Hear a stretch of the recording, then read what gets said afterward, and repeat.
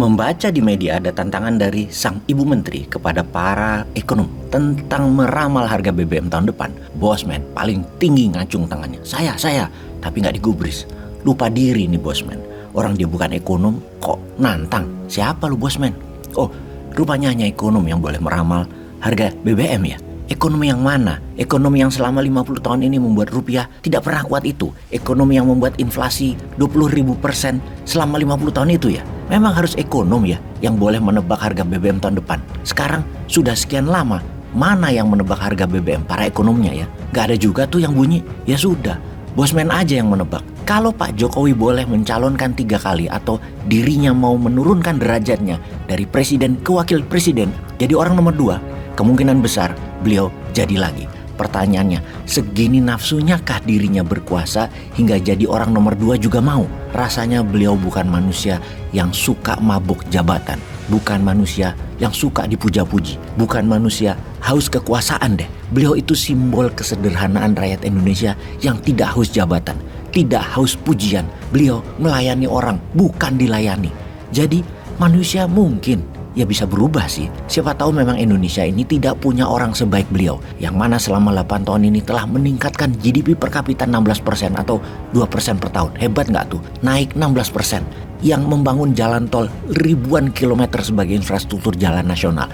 Yang membuat hutang negara dari 2.700 triliun menjadi 6.700 triliun atau naik 4.000 triliun dalam 8 tahun. Ini luar biasa Indonesia dipercaya oleh dunia. Dapat hutangan itu artinya Indonesia kaya dan Indonesia dipercaya. Hebat kan? Ya beliau dan pendukungnya mungkin merasa dirinya lah yang terbaik, jadi harus maju lagi. Ya siapa tahu. Di sisi hutangan sulit loh membuat negara itu dipercaya. Sulit. Jadi mendapat hutangan besar 4.000 triliun adalah sebuah prestasi tinggi. Bosman, kalau menjabat belum tentu mendapat hutangan segitu besar. Karena itu pasti printing money. Karena nggak berani utang dolar. Yang mending utang rupiah. Jadi kalau beliau masih tanding di tahun 2024, maka Bosman tebakannya pasti beliau menjabat lagi. Tapi kalau beliau tidak ikut di tahun 2024, maka walau calonnya Pak Jokowi yaitu Pak Ganjar sekalipun sulit menang melawan Anies. Bosman ini gini-gini melakukan survei di sosmed. Menggunakan ada 2 sampel pertanyaan di mana yang pertama dapat 2.000-an responden dan yang kedua mendapat 2.900-an responden dalam 24 jam. Memang belum mewakili 100% penduduk Indonesia, juga belum mewakili wilayah mana responden ini disurvei. Namun hasilnya bisa menjadi cermin. Surveinya begini, Bosman Capres dipasangkan dengan Ganjar, Sandi Uno, Prabowo, Anies. Hasil akhir yang tertinggi adalah Bosman Anies 66%. Ketika Bosman Cawapres dengan Capres Ganjar, Sandi Uno, Prabowo, dan Anies, hasil terbanyak adalah Anies Bosman 79%. Nah, ini menyimpulkan apa? Bahwa Bosman itu layak diperhitungkan. Salah. Maaf, bukan Bosman. Bosman dipakai untuk kenetralan responden, di mana membuktikan bahwa faktor Anies dipasangkan dengan nobody. Seperti Bosman aja kuat, apalagi dipasangkan dengan Prabowo, Ganjar, Puan. Bener deh, Anies faktor terkuat di tahun 2024 seperti Pak Jokowi di tahun 2014. Yang mana di tahun 2024 Anies hanya kalah dari Jokowi kalau beliau ikut kontestasi. Sebentar. Ini analisa Capres ya, bukan analisa harga BBM.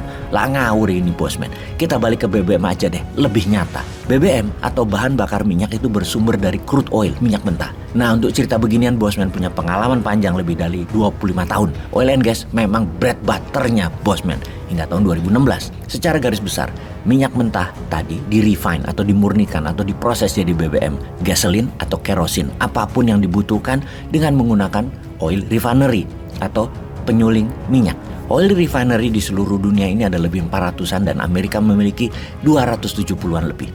170 di negara Amerika, 100 di luar Amerika. Amerika negara swasta, semua oil refinery dan crude oil company adalah swasta. Pembangunan oil refinery awalnya adalah dari Rockefeller yang membangun dengan stand fact-nya di penghujung abad 19 dan di awal abad 20. Meningkat dari minyak mentah crude oil menjadi minyak bakar atau minyak tanah kerosin, kemudian jadi gasolin. Gasolin di awalnya untuk mobil, tentunya mobil Ford yang terbanyak pemakainya, lalu buat listrik di Amerika. Semenjak Inggris menemukan cadangan minyak di Timur Tengah, kemudian Amerika ikut mencari dan menemukan di Timur Tengah, dan di belahan dunia lain, maka oil refinery mulai bermunculan. Teknologi pun mulai meningkat, makin efisien dan terus berkembang hingga 20 tahunan terakhir ini, mulailah manusia menyadari bahwa karbon hasil buangan BBM dan energi adalah penyumbang terbesar masalah lingkungan hidup. Perubahan cuaca menjadi dunia semakin tidak sehat, semakin panas, salju mencair, permukaan air laut meningkat, dan lain sebagainya. Maka dunia mencari sumber energi ramah lingkungan, menggantikan fosil oil, menggantikan batu bara, dari sampah bahan bakunya, dari matahari, angin, panas bumi, dan lain sebagainya, dengan penyimpanan adalah menggunakan baterai. Dalam 20 tahun terakhir, maju dengan pesat. Yang mana dalam 20 tahun terakhir, oil refinery hanya dibangun 5. 3 berada di Timur Tengah untuk mengantisipasi permintaan Tiongkok dan 2 di Tiongkok. Sisanya oil refinery adalah usianya tua semua dan makin tidak efisien. Karena itu biasanya dalam struktur harga jual BBM dari 100%, harga minyak mentah itu kontribusinya 60-65%. Harga refinery 15%-an, harga distribusi 15%, dan komisi transaksi atau profit 10%-an. Namun semenjak perang Ukraina terjadi perubahan drastis. Biaya refinery naik menjadi 29% dan komisi trader naik hingga 15%.